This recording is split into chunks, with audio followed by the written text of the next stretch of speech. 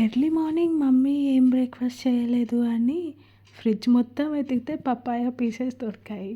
కాకపోతే morning morning empty స్టమక్‌తో papaya తింటే షుగర్ లెవెల్స్ హైక్ అయితాయా అని చాట్‌జీపీటీని అడిగితే, yes you can eat but try this, it will be healthy అంటే ప్రాసెస్ స్టార్ట్ చేసి లైక్ ఎప్పుడో ఒకసారి యూజ్ చేసే ఒక గ్లాస్ బౌల్‌ని తీసుకొని స్టైల్‌గా ఒక ట్రై చేస్తున్నాం కాబట్టి ఎలా వస్తుందో అన్న డౌట్‌తో జస్ట్ ఒక 5 పీసెస్, అంతకన్నా ఎక్కువ కాకుండా 5 పీసెస్ ఆఫ్ పపాయ తీసుకొని దాంట్లో వాల్నట్స్, బాదం and chia seeds.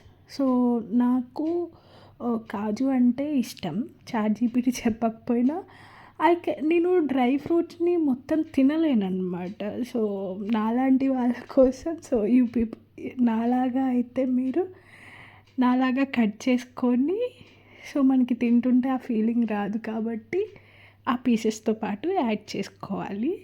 Then after పెరుగు, ఫ్రెష్ కర్డ్ తీసుకోవాలి.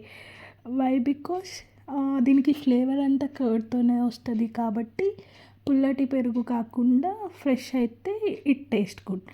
సో యాడ్ చేసుకొని మొత్తం మిక్స్ చేసుకొని ఎలా ఉంటుందా అన్న డౌట్‌తోనే తిన్నాను.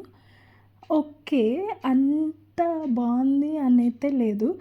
కాకపోతే నేను ఇంకా టేస్ట్ బాగుంటుంది అని చెప్పేసి సాల్ట్ యాడ్ చేశాను. సాల్ట్ యాడ్ చేసిన తర్వాత చాలా అంటే చాలా బాగుంది. సో చాట్‌జీపీటీ రెసిపీస్ మనం ట్రై చేయొచ్చు. ఈ రెసిపీ అయితే ట్రై చేయొచ్చు.